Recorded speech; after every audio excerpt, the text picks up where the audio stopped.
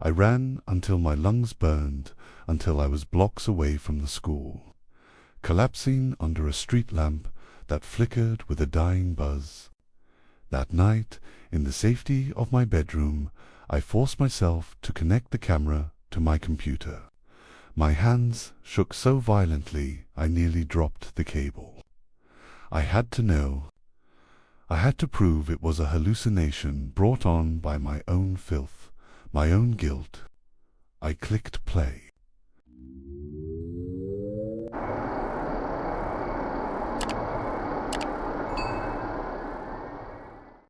I sit in my office now, the city of Tokyo, a neon smudge through the rain-streaked glass, and my subordinates call me Sato-san with a bow that reeks of unearned respect. They see the crisp suit, the thinning hair of a dedicated salaryman, and the framed commendation for civic excellence on my wall.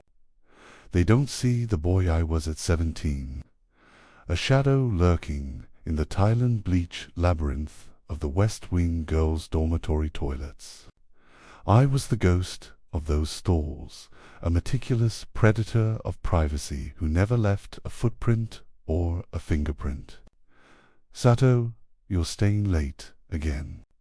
A model student shouldn't overwork himself, Mr. Tanaka had told me that afternoon, clapping a hand on my shoulder. I just want to ensure the festival committee notes are perfect. Sensei, I replied, my voice a practiced cadence of humble ambition. The school is lucky to have you, he said, walking away. I waited until the sun dipped low, casting long, skeletal shadows across the linoleum. I didn't move like a criminal. I moved like I belonged there, slipping into the third stall of the communal bathroom. The air tasted of industrial lavender and damp stone. I locked the door, the click sounding like a gunshot in the vacuum of the after-school silence. My ritual was surgical. I knelt on the cold porcelain rim of the squat toilet, pulling the modified digital camera from my bag.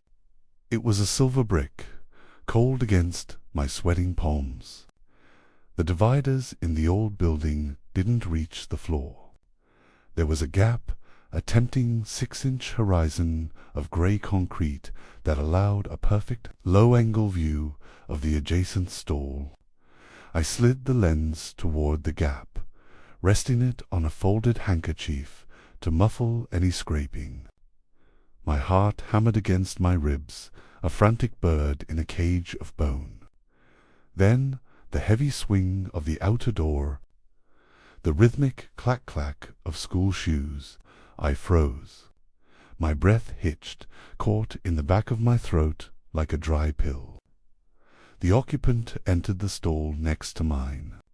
My victim was in my hunting grounds at last. I heard the slide of the bolt, the rustle of a pleated skirt. Through the small LCD screen of my camera, the world became a grainy, high-contrast theatre of the forbidden. She lowered herself into a squat, her knees cracking softly in the quiet. I adjusted the focus, my thumb trembling on the dial. The view was intoxicatingly vivid. I felt my own heat rising, a dull throb in my trousers that made the cramped stall feel even smaller as she finished. She shifted her weight, moving forward. I expected her to reach for the toilet paper. Instead, something shifted in the corner of my camera's frame. At first, I thought it was a trick of the low light, a smudge on the lens. But then it moved. From the darkness beneath the divider on her other side, the stall that should have been emptier shape slid into the frame. It wasn't a hand. It wasn't a foot. It was a face, but one that defied the laws of anatomy. The skin was the color of a bruised plum, almost black, and it appeared disjointed, as if the jaw had been snapped and reset at a 90-degree angle. There was no hair, only a wet, shimmering scalp. But the eyes, they were huge, unblinking yellow orbs that didn't look at the girl. They looked directly into the camera lens. They looked at me. My blood turned to slush. The face didn't have a neck. It seemed to emerge directly from the concrete floor, a flat, two-dimensional nightmare manifesting in a three-dimensional world. It didn't breathe. It didn't blink.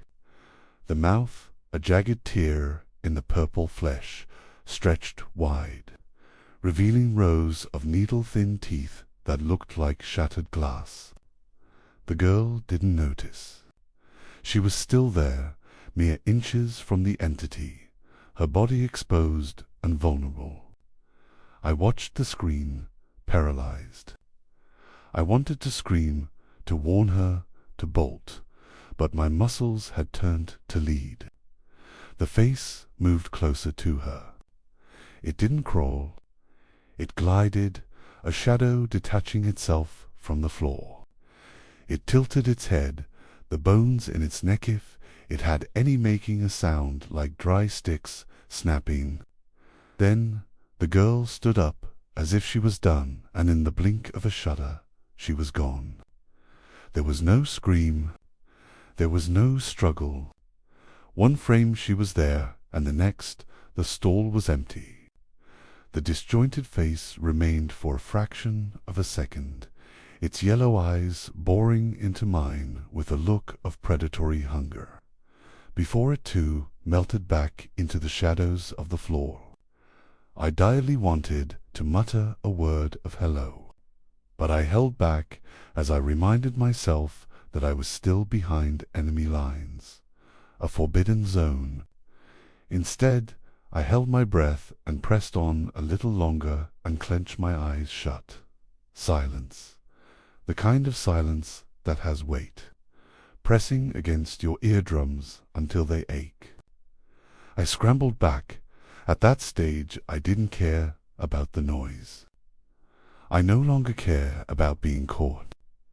I grabbed my device and lunged for the door, fumbling with the lock. I burst out into the main bathroom area. On my way out, I took a hasty glance at the toilet stalls. Opened, they were all opened. Each stall had doors opened wide, with the toilet urn visible. Thinking back, I caught a glance of the stall next to me, and the floor was dry. There was no sign that anyone had been there. No skirt, no shoes, no scent.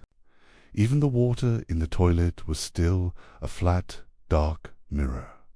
I ran until my lungs burned, until I was blocks away from the school, collapsing under a street lamp that flickered with a dying buzz. That night, in the safety of my bedroom, I forced myself to connect the camera to my computer. My hands shook so violently I nearly dropped the cable. I had to know. I had to prove it was a hallucination brought on by my own filth, my own guilt. I clicked play. The video started. A blank, empty stall. There was no girl. The girl had disappeared from the footage. The image of a still, empty stall where she once occupied. Then a shadow began to creep from the side of the frame, the image distorted. Static, like swarming black insects, began to eat the edges of the video. The disjointed face started to emerge from the darkness. It was no longer grainy. It was high definition, more real than the room around me. The head with purple skin pulsed. The yellow eyes seemed to protrude from the screen. It leaned forward, its mouth opening so wide the jaw seemed to detach entirely. I slammed the laptop shut. Delete it, I hissed to the empty room. Just delete the file. I opened the laptop again, my finger hovering over the trash can icon. I dragged the file. Asterisk, are you sure you want to permanently delete this item? Yes. I clicked. The file disappeared. I breathed a sigh of relief that felt like a sob. But then the screen flickered. A new folder appeared on the desktop. It was titled with that day's date. I opened it. The video was there. I deleted it again. It reappeared. I tried to format the hard drive. The computer crashed, showing only a blue screen with a single yellow eye in the center piecing my soul.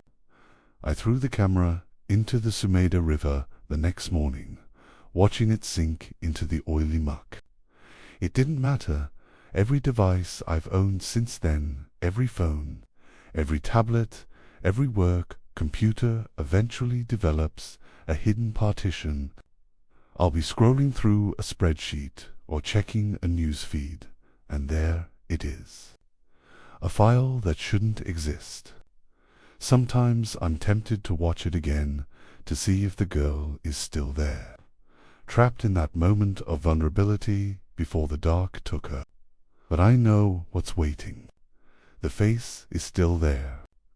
And every time I accidentally catch a glimpse of the thumbnail, the face looks a little closer to the lens. It's waiting for me to look long enough to linger on the image like I used to linger on the girls. I am a model citizen now. I never look at women with anything but professional coldness. I avoid public restrooms. I keep the lights on when I sleep, because I know that somewhere beneath the dividers of the world, something is looking back, and it's finally my turn to be watched.